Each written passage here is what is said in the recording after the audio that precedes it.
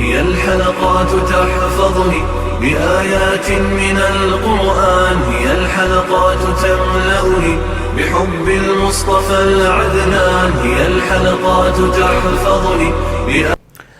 اعوذ باللہ من الشیطان الرجیم، بسم اللہ الرحمن الرحیم۔ ناظرین کرام، السلام علیکم ورحمۃ اللہ وبرکاتہ۔ انشاءاللہ تبارک و تعالی آج ہم لوگ پڑھیں گے الترکیب کا سبق نمبر 9، مبتدا اور خبر کے بارے میں ضروری باتیں اور ان کی پہچان کے قواعد۔ اب تک جو ہے وہ اس سلسلے میں ہم لوگ تقریباً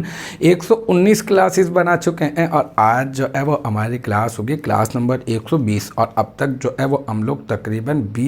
21 قواعد پڑھ چکے ہیں، اور 20 قواعد کے تحت جو مشقیں ہیں وہ بھی پوری کی پوری حل کر چکے ہیں، اور اب ہم لوگ کر رہے ہیں قاعدہ نمبر 21 کے تحت جو مشق ہے اس کو حل کرنے کی کوشش کر رہے ہیں، اور اس کی ترکیب نمبر 1 اور 2 ہم لوگ کر چکے ہیں، اور آج ہم لوگ کرنے والے ہیں ترکیب نمبر 3۔ تو دیکھتے ہیں ترکیب نمبر 3 کیا ہے۔ ترکیب نمبر 3 ہے الکاف وہی للتشبیہ۔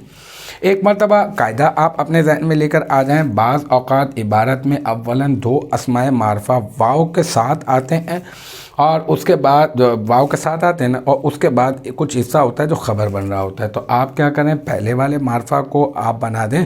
مبتدا، اور دوسرے والے جو معرفہ ہوگا اس کو بھی مبتدا بنا دیں۔ پہلے والے کو مبتدا اول، دوسرے والے کو مبتدا ثانی، اور مبتدا ثانی کے بعد جو ہوگا آپ اس کو بنا دیں خبر، اور پھر مبتدا ثانی اپنی خبر سے مل کر بن جائے گا جملہ اسمیہ خبریہ، اور جملہ اسمیہ خبریہ ہونے کے بعد یہ بن جائے گا کیا، یہ مبتدا اول کے خبر، اور مبتدا اول اپنی خبر سے مل کر جملہ اسمیہ خبریہ ہو جائے گا۔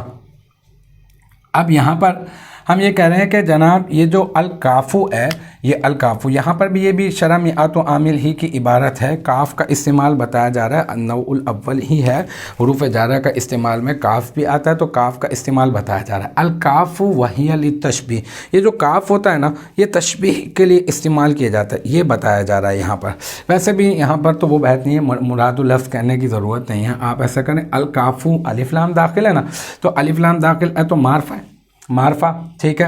اچھا، اب یہ جو معرفہ ہے، پھر یہ واو ہے، پھر اس کے بعد ہیا، یہ بھی معرفہ ہے، تو یہ واو کو ہم لوگ کہہ دیں گے زائدہ، اور اس الکافو کو کہہ دیں گے معرفہ مبتدا اول،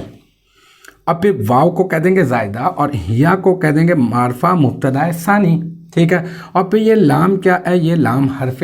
جر ہے، اور تشبیہی یہ کیا ہے، یہ ہے مجرور، پھر جار اپنے مجرور سے کسی نہ کسی کا متعلق ہو کر یہ اس ہیا مبتدا ثانی کی خبر بن جائے گا، مبتدا ثانی کی خبر، اور پھر یہ مبتدا ثانی اپنی خبر سے مل کر یہ بن جائے گا جملہ اسمیہ خبریہ، اور جملہ اسمیہ خبریہ ہو کر بن جائے گا اس مبتدا اول کی خبر، اور پھر یہ مبتدا اول اپنی خبر سے مل کر جملہ اسمیہ خبریہ ہو جائے گا۔ بہت مختصر ہے، 2-3 ترکیبیں پہلے کی ہیں، تو اب تو آپ کو آسان ہو گیا ہوگا سمجھنا، پھر بھی ایک مرتبہ باقاعدہ پوری ترکیب کر کے بتا دیتا ہوں۔ الکافو معرفہ مبتدا اول، واو زائدہ، ہیا معرفہ مبتدا ثانی، لام حرف جر، تشبیہی مجرور، جار اپنے مجرور سے مل کر کسی نہ کسی کے متعلق ہو کر یہ بن گیا ہیا مبتدا ثانی کی خبر، اور مبتدا ثانی اپنی خبر سے مل کر جملہ اسمیہ خبریہ ہو کر مبتدا اول، الکافو مبتدا اول کی خبر، اور الکافو مبتدا اول اپنی خبر سے مل کر جملہ اسمیہ خبریہ ہو گیا۔ تو الحمدللہ